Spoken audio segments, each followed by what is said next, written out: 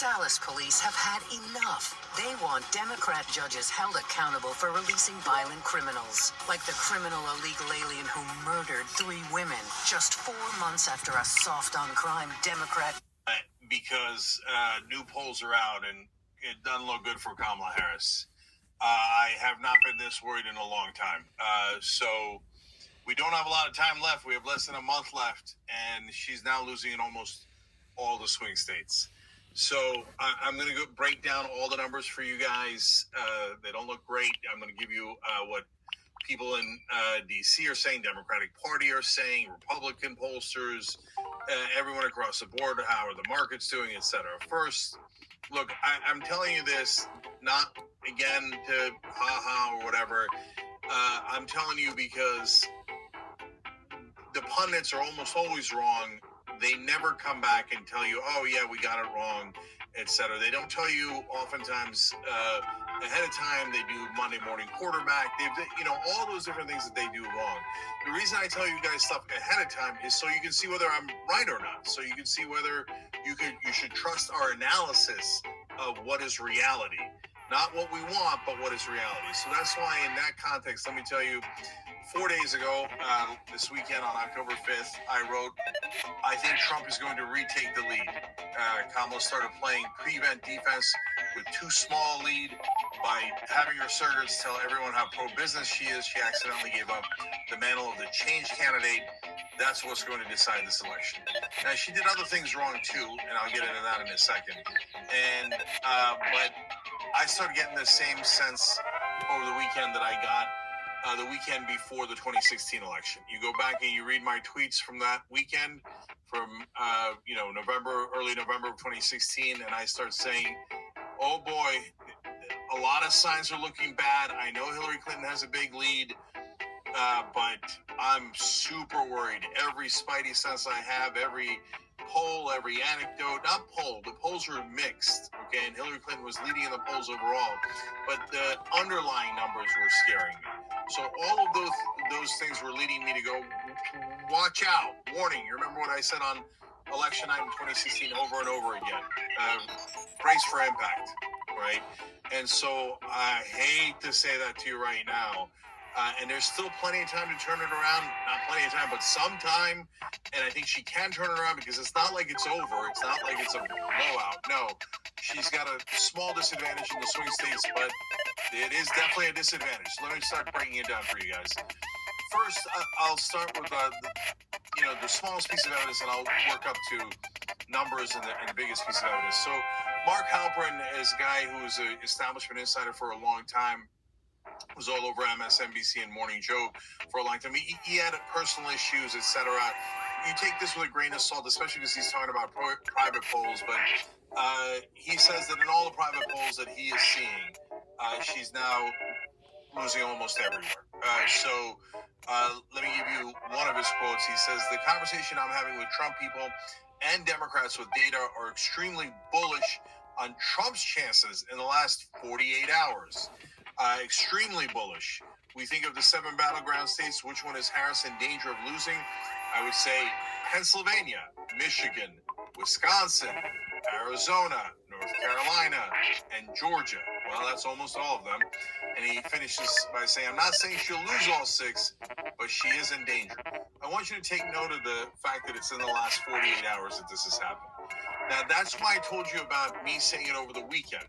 Because, guys, there are certain things you do that make a difference, especially in an election this tight.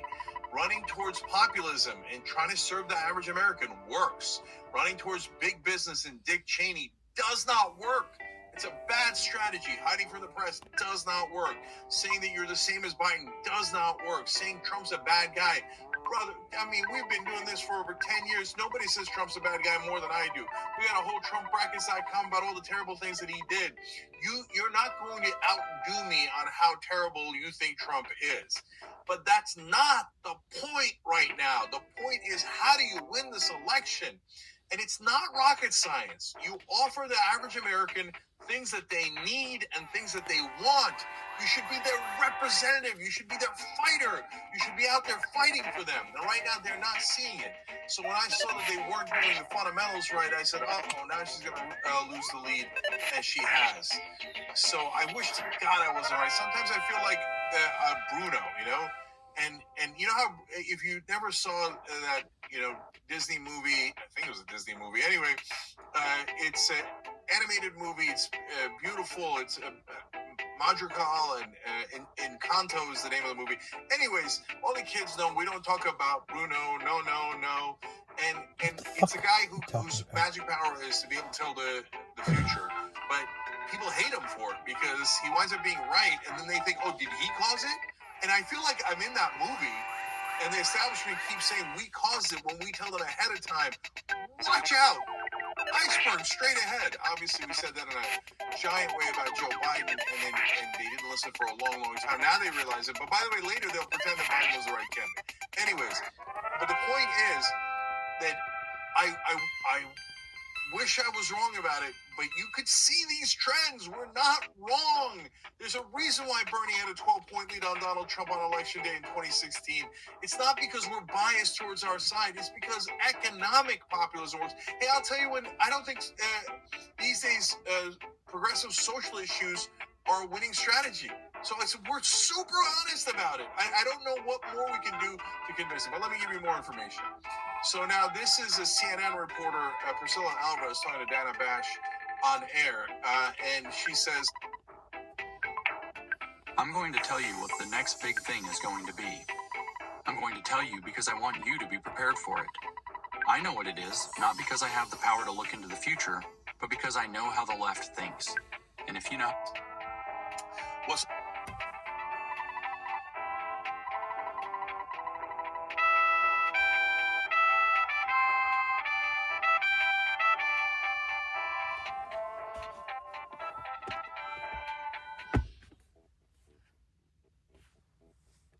also creeping in now is that anxiety. The reason for that is because these polls are not really moving despite multiple battleground blitzes, despite the opportunities she has had across media outlets.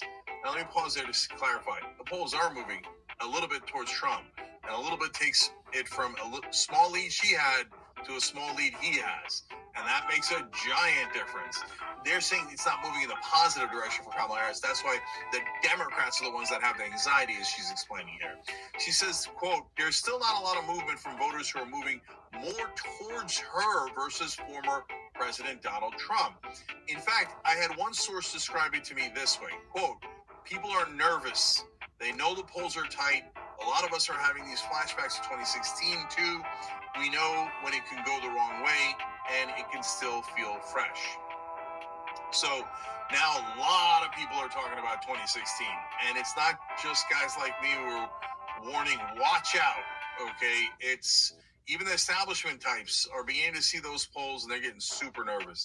So I'm going to give you those in 1 second here, but one more piece of data, and that is about the markets. So you can say, hey, the markets isn't polling, and I don't believe the markets. You can say anything you like, okay? But the reality is people are putting their money behind this. So it's not like just knuckleheads going, what's the big deal? No, they're putting their money where their mouth is. And it's not end all be all, but it is a factor. And by the way, you know what Polymarket was super right about? That's the market that I use. That's one of our sponsors. But I look at it all the time because it's been right on a lot of things. And the one thing that it was most right about was Tim Walz. And I didn't think that she had any chance of picking him. And when I see something, predict something better than I do, I go, whoa. Yeah, that might be a little bit of my arrogance to say the least, but I'm just being honest with you guys. And so, and markets can often tell you where the crowd is going, and they might know something you don't know, or they have a sense of it. Remember, everybody's in their bubble, and this gives you the whole national bubble. So anyway, on polymarket.com, now Kamala Harris had taken a small lead, and I was like 51-49, or I was like, I don't think so. I think Kamala had a bigger lead back then when I was talking about it 2 weeks ago. And even a week ago, I thought, right around now, Wednesday-ish of last week, I thought she's got a lead. and I thought there was some chance she could expand it, but she's done everything wrong since then. And now it's 53-46. That's not that close for Trump, obviously. So that's a 7-point lead for Trump. And so now the markets are feeling like, oh, he's taking the lead. So now let's get to the numbers. This is Michigan. Michigan, where 2 weeks ago, and even a week ago, she had a lead, and 2 weeks ago, it almost started to feel comfortable. Like, look at this, 925. So that's right around 2 weeks ago. She was up by 3 points in 2 different polls, in Bloomberg and Cook Political Report. Very credible polls in Michigan. And that's when I started to go, oh, okay, looks like she took the lead. Here we go. And maybe she could add to it. Maybe it'll fluctuate back and forth. I don't know what's going to happen in that regard. But then, boom, now last set of polls coming in, Trafalgar, Trump +2, MIRS, MI News Source, Trump +1, Quinnipiac, very credible, very legitimate, +4 for Trump. Oof. That's Michigan. She's got to win Michigan. And so now if she's losing Michigan, I'm super worried. But Pennsylvania is the most important state. How's it going there? Well, she was +5 in Bloomberg 2 weeks ago. And they're all over the place. There's ties here. Then there was +3 for Trump about, a little bit later than that, about 5 days after that. Quinnipiac came in with a +2 for Harris recently, but insider advantage, the last poll out of Pennsylvania, +2 Trump. So the last poll's not the only poll, but now in the average of polls, he's taking a +0.2 lead in Pennsylvania. She can't lose Pennsylvania. She can't. It's over if she loses Pennsylvania. This is like, we're worried about it's going to drag out, or is there going to be violence? Is there going to be denying elections? Democrats will whine and complain that they'll blame everyone under the sun, but they're not going to cheat and pretend they won the election, right? They've never done that. They're not going to do that. The Republicans who think Hillary Clinton whining about the 2016 election is not the same thing as setting up fake electors and considering martial law and saying we should terminate the Constitution. They're not going to do any of that. That's not what they do. They're the establishment. They don't want things to change, okay? So my point is, if Trump loses, it's going to get dragged out for a long time because he hates losing and he doesn't like to admit it, etc. But if Kamala Harris loses Pennsylvania right in the beginning of the night, it's over before it began. And the Democrats aren't going to do the same whining, crying, cheating, stealing, all that stuff. They'll concede right away. So, oh boy, losing Pennsylvania is a disaster. If the combination of polls is just +2 now, that's what I'm saying. Like, don't be like despondent, oh my God, I'm moving out of the country, whatever people say. I always think that's crazy. But so she still has nearly a month. She can still turn around, but they have to turn around. You can't keep making the same mistakes. Tim Walz should be doing 1 billion interviews. He should be on a populist on steroids right now. So, all right, look, Georgia is really bad. I don't think she has really any chance of winning Georgia. North Carolina's kind of out the window these days. Trump's, it's not out the window. It's average of polls is just +0.6. It's closer than Georgia, which is 1.5. These are all pro-Trump. But guys, the recent polls, the average of polls takes both recent and non-recent polls. The recent polls are almost all trending in Trump's direction. Last one I'll give you is,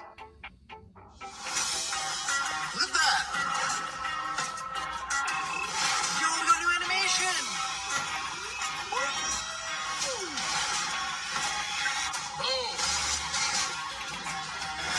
I don't know if you think Arizona's already lost, but it looks like it might be. She took a brief lead there, but now last 3 polls, +3 Trump, +1 Trump, +2 Trump, overall +1.4 Trump. So as you look at this list, man, she has a little bit over a 1-point lead in Nevada. She has a half a point lead in a combination of the polls in Wisconsin. But then you look at them, and the most recent ones, Trafalgar +1 Trump, Quinnipiac +2 Trump. And that's the most recent one. This is trending in a very, very bad direction, guys. And the most important thing is for them to realize it. If they don't realize it, then they won't be able to turn around. They won't know that they have to turn around. and then they'll just slide in right into that iceberg. So, look, as a person who does not want Donald Trump to win this election, who's very worried about it, I'm going to do everything I can. So stay tuned to the Young Turks tomorrow. We're live at 6 o'clock Eastern. I'm ready for all emergency maneuvers. I'm trying to rally people behind the scenes, in front of the scenes, etc. Because I never want to. I'm not the guy who gives up. I'm the guy who fights to the very last second, and that's why I'm doing this. I'm trying to give people a heads up to fight to the last second.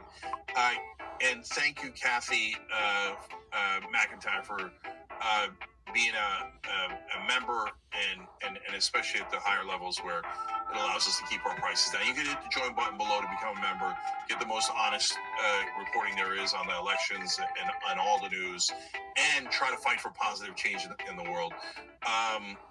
Box, thank you for the super chat. I love our members. Zane the Magic Puffer Dragon, thank you for being a member for so long. Appreciate you guys. Okay, so look, guys, last couple of things. As we're, if you don't want Trump to win, do everything you can to make that happen. Go canvas, do phone banking. Like today, we did phone banking. We did. When I say we, TYT has Operation Hope. We do a town hall every Wednesday. You can go to tyt.com/hope, click on that, and